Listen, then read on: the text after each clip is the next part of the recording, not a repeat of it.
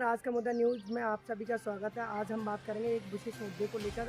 उत्तर प्रदेश में बढ़ते कोरोना संक्रमण को लेकर उत्तर प्रदेश सरकार ने कुछ दिनों पहले उत्तर प्रदेश में नाइट कर्फ्यू जो कि लगभग कुछ जिलों में लगाया था। जिन जिलों में लगभग 2000 केसेस कोरोना के थे, उसमें लगभग नाइट कर्फ्यू लगाया था और उसका नाइट कर्फ्यू का लगभग जो समय का भी बहुत बड़ा बदलाव किया था।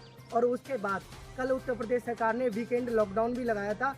जो लगभग वीकेंड लॉकडाउन लगने के पश्चात लगभग जो प्रवासी मजदूर हैं वो लगभग घरों के लिए निकलने के लिए बेताब हो गए। हमने आपको पहले भी तस्वीरों के माध्यम में दिखाया था।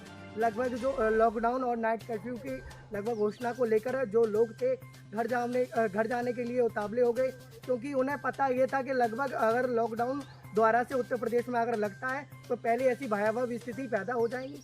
उसको लेकर हम जो लॉकडाउन को लेकर हमारे साथ किसान नेता परविंदर यादव जी मौजूद हैं। हम आपको बता दें, भारतीय किसान यूनियन क्रांति के इस समय प्रदेश अध्यक्ष हैं। उनसे हम बातचीत करेंगे लॉकडाउन को लेकर। क्या सरकार को इस समय लगभग लॉकडाउन उत्तर प्रदेश में लगाना चाहिए या नहीं चाहिए, उस विषय को लेकर हम बातचीत करेंगे और अनेक मुद्दे पर भी चर्चा करेंगे। जी सर, लगभग जो कोरोना संक्रमण उत्तर प्रदेश में लगातार जो बढ़ता जा रहा है, क्या उत्तर प्रदेश सरकार को लॉकडाउन लगाना चाहिए उत्तर प्रदेश में?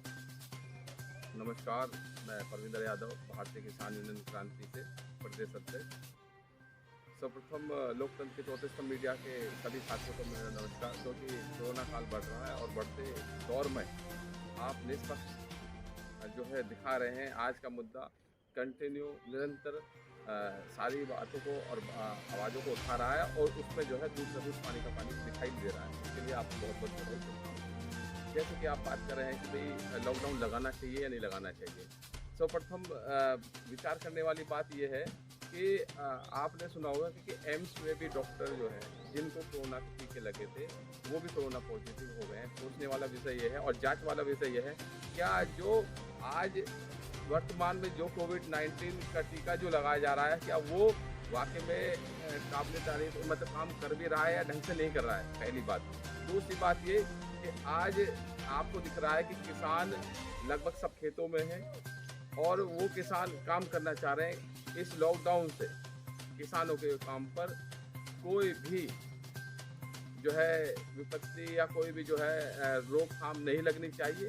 हमारा सरकार से सीधा सीधा ये आह्वान है और सरकार इस पर जो है पूर्ण विचार करे। और लॉकडाउन अगर लगाया जाता है तो पहले उन लोगों की व्यवस्था की जाए जिन लोगों को कंटिन्यू हजारों किलोमीटर सैकड़ों किलोमीटर चलना पड़ा था और माताएं बहनें छोटे छोटे बच्चे, खाने के लिए कोई व्यवस्था नहीं थी। सरकार उसमें विफल नजर आई थी। तो इस बार ऐसा स्थिति और परिस्थिति ना पैदा हो जिससे कि नुकसान हो जनमानस का। और हमारे देश में लगभग 20% आबादी ऐसी है जो रोड पर और फुटपाथों पर रह करके अपना जो है जीवन व्यापन कर रही है। सरकार ऐसा तो नहीं कि लगभग जो कृषि बिल का विरोध कर रहे आपके जो साथी हैं जो जिसमें लगभग जो धरना चल रहा है अभी तक, क्या कृषि बिल के विरोध में जो धरना चल रहा है उसको खत्म करने के लिए सरकार ने कोई नया तरीका अपनाया हो? क्या कहेंगे इस पर? देखिए, अभी तक सरकार की तरफ से हमें कोई ऐसा अल्टीमेटम नहीं मिला है तो ऐसा तो नहीं कहना चाहेंगे। लेकिन विषय ये है कि लॉकडाउन आखिर सरकार को क्यों लगाना पड़ा है।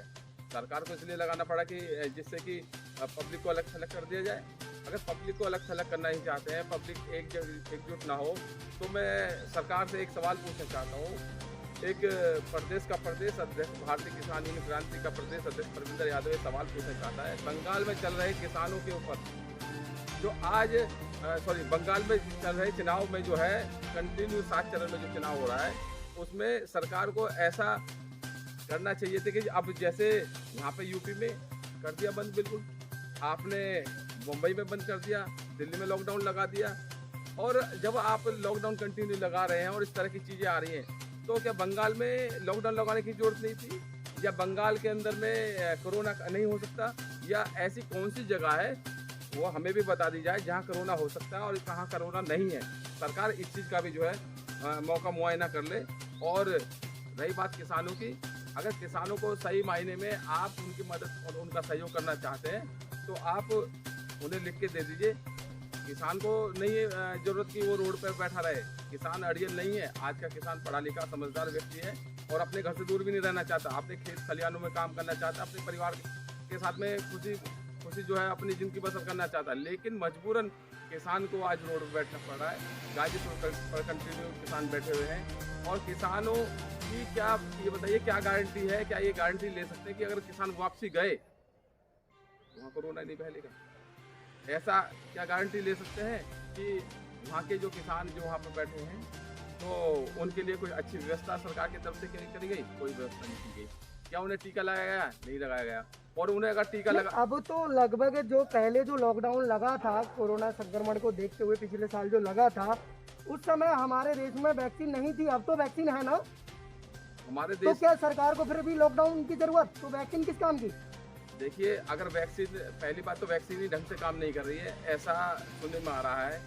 जो हमारे यहाँ के जो है डॉक्टर, एम्स के डॉक्टर कोरोना पॉजिटिव हुए हैं, तो इससे कहीं ना कहीं एक सोचने वाला विषय बनता है। उसके साथ साथ में अगर वैक्सीन वाकई में लगाना चाहते तो लगाना चाहिए ना। आउट ऑफ कंट्री क्यों भेज रहे हैं? आउट ऑफ कंट्री ना भेज करके आप सीधे पहले अपने देश को, अपने देश के जवानों के लिए, किसानों के लिए, डॉक्टरों के लिए, सफाई कर्मियों के लिए और देश के चौथा स्तंभ जो मीडिया है उन कर्मियों के लिए सोचना चाहिए सरकार को। और सबसे पहले उनके लिए वैक्सीन लगानी चाहिए, उसके बाद में बाहर की व्यवस्था करनी चाहिए। मेरा तो ये मानना है जी। ये जो लगभग अभी कुछ दिनों पहले योगी आदित्यनाथ भी कोरोना पॉजिटिव हुए थे और सपा के राष्ट्रीय अध्यक्ष अखिलेश यादव भी कोरोना पॉजिटिव हुए थे, जबकि लगभग इतनी सुविधाएं मिलने के बावजूद भी ये लोग कोरोना पॉजिटिव हो सकते हैं। तो आम लोगों का क्या होगा? देखिए ये कहीं ना क्या कहीं आम लोगों के लिए सुविधाएं सरकार दे पाती है? हालांकि पहले भी लॉकडाउन लगा था, क्या प्रवासी मजदूरों के लिए लॉकडाउन लगाने के बावजूद भी कोई सुविधा दी गई? सुविधा में लगभग सक्षम हो पाई सरकार पहले? क्या सुविधा मिली पूरी? प्रवासी मजदूर को छोड़िए, सही मायने में जो सफाई कर्मचारी हैं, जिन्हें वाकई में बहुत ज़्यादा जरूरत है और सफाई और गंदा कूड़ा उठा रहे हैं, उनके लिए बहुत ज़्यादा ज़रूरत है। उन्हें सफाई की बहुत ज़्यादा ज़रूरत है और उनकी लगनी चाहिए। अभी तो उन्हीं की नहीं लग पाई है। और रही बात प्रवासी मजदूरों की, अगर हम बात करें धरातल स्तर पर, जैसे पोलियो का टीका लगता है, जब तक जन जन तक वो टीका नहीं पहुंच पाएगा कोविड-19 का, मुझे नहीं लगता कि ये सरकार सफल हो पाएगी। ये सरकार आज विफल नज़र आ रही है और हर एक व्यक्ति अपने आप को दबा ठगा महसूस कर रहा है और हर एक व्यक्ति परेशान है। किसी के पास कोई रोजगार नहीं है, किसी के पास कोई नौकरी नहीं है और जैसे तैसे जो आदमी अपने परिवार का गुजर बसर कर रहा था, उसको भी आज जैसे इन्होंने जो लॉकडाउन लगा दिया है उत्तर प्रदेश के अंदर में संडे का, उससे भी बहुत बड़ी मार पड़ने वाली है। क्या उन लोगों के लिए कोई व्यवस्था की गई? रेहड़ी पटरी वालों लोगों के लिए क्या कोई व्यवस्था की गई? ऐसी कोई व्यवस्था सरकार की तरफ से नहीं की गई है। सीधा फरमान जो है सुना दिया गया है। और जब इतनी सारी सुविधाएं मिलने के बावजूद भी योगी आदित्यनाथ जी हमारे मुख्यमंत्री और पूर्व मुख्यमंत्री अखिलेश यादव जी कोविड के जो शिकार हो सकते हैं, तो आम जन की आप सोच सकते हैं और समझ सकते हैं कि क्या उन्हें कितनी सुविधाएं मिल रही हैं या वो कितना सक्षम है अपने आप को सेफ रखने में। जब उस चीज़ों में पैसा ही नहीं होगा तो सेफ कहाँ से रहेगा? उसे सारी सुख सुविधाएं कहाँ मिल रही हैं? जब मुख्यमंत्री के लिए तो हो सकता है कि बहुत सारी सुविधाएं उपलब्ध हो सरकार की तरफ से, लेकिन एक आम आदमी के लिए कोई व्यवस्था नहीं है। तो लॉकडाउन सरकार के लिए उत्तर प्रदेश में लगाना नहीं चाहिए? बिल्कुल नहीं लगाना चाहिए। और अगर लगाना चाहिए, आप लॉकडाउन लगाना चाहते हैं तो पहले कोविड-19 का जो टीका है उसको मुहैया कराइए और हर शहर के अंदर में अच्छे स्तर पर आप पहले टीका लगवाने का मुहैया तो कराएं। आप टीका ही मुहैया नहीं कर पा रहे हैं और दूसरी तरफ उनका जीवन व्यापन भी जो है खतरे में है। आपके पास में सब सुविधा होने के बावजूद भी आपको जो है कोविड पॉजिटिव आप हो गए। हो सकता है, मैं मानता हूं कि आपको हजारों लाखों लोगों से मिलना होता है, इसलिए आप कोविड पॉजिटिव हो गए, लेकिन इनका जीवन भी तो उतना अमूल्य है। जो रोड पर काम कर रहा मजदूर है, जो खेत में काम कर रहा किसान है, जो मीडिया कर्मी है, डॉक्टर है, सफाई कर्मी है, इवन जो एक आम आदमी है, एक आम नागरिक है, उसके लिए सारी सुविधाएं होनी चाहिए सरकार की तरफ से। मेरा ऐसा मानना है। अच्छा, हमने जो लगभग जो कुछ प्रवासी जाना चाहे, अगर उनके लिए कुछ किराए को लेकर अगर राहत जिला प्रशासन शासन अगर कुछ करता है, सरकार अगर मदद करती है, तो रुकने के लिए उन्होंने बोला कि उसमें कीजिए, हम रुकने के लिए तैयार हैं, लेकिन घर बैठ के हम कैसे घर का किराया कैसे चुकाएं? इससे अच्छा तो घर जाना उचित समझते हैं। रोड पे बैठे हुए व्यक्ति की बात करूँगा, और जो कि झोपड़ी डाल करके लोग काम कर रहे हैं, आम आदमी, उनकी बात करना चाहूँगा। और रही बात किराएदारों की, अगर आपने बात करी जो नोएडा शहर में रह रहे हैं किराए पर, उनकी बात करें तो आपकी जानकारी के लिए बता दें कि जो पिछली बार काफ़ी किराए में राहत दी गई थी नोएडा शहर से, लेकिन अत्यंत दुखद विषय ये है कि बिजली विभाग के द्वारा कोई सुविधा नहीं दी गई, बिजली विभाग के द्वारा कोई भी राहत का पैकेज नहीं दिया गया। अगर किसी की इंस्टॉलमेंट जा रही है तो उसमें कोई राहत नहीं दी गई। किसी का कोई ऋण है, किसी ने कोई ऋण ले रखा है तो उस पर चाहे होम लोन है, चाहे पर्सनल लोन है, या किसी की गाड़ी की जो है इंस्टॉलमेंट है या बाइक इंस्टॉलमेंट है, ऐसे किसी भी चीज़ पर जो है लगाम नहीं लगाई गई। यानी कि सरकार की तरफ से मिलने वाली सब सारी की सारी सब्सिडी जो है वो सब जब आम आदमी को देनी पड़ रही है तो आखिरकार वो अपना किराया कैसे छोड़ देगा। स्कूल से मिलने वाली चीज़ें हैं, स्कूल, यहाँ तक कि स्कूल में भी लोगों को सब्सिडी नहीं मिल पाई है, लोगों ने पैसा जमा किया है। तो जैसे तैसे लोगों ने जब पैसा जमा किया है तो इस चीज़ से बड़ा सवाल उठता है कि सरकार की तरफ से ऐसी कोई छूट नहीं मिली जिसमें कि यहाँ के जो लोग हैं, नोएडा के जो लोग हैं, वो किराए के लिए या किराएदारों के लिए कुछ विशेष सोचें, अपने दम पर सोचें। लेकिन उन्होंने अपने दम पर, फिर भी मैं उनकी तारीफ़ करना चाहूँगा, उनका उत्साह बढ़ाना चाहूँगा। उन्होंने अपना किराया भी माफ़ किया डीएम साहब के आह्वान पर, और यहाँ तक कि लोगों के लिए राशन की मुहैया भी उन्होंने कराया। और 3-3, 4-4 महीनों का जो है पिछली बार जो पिछला लॉकडाउन लगा था उसमें बहुत सहयोग आम जनता का, जनता जनार्दन का, नोएडा वासियों ने बहुत सहयोग किया, जिसका मैं दिल की गहराइयों से बहुत बहुत आभार, धन्यवाद व्यक्त करता हूँ उनके लिए। जी।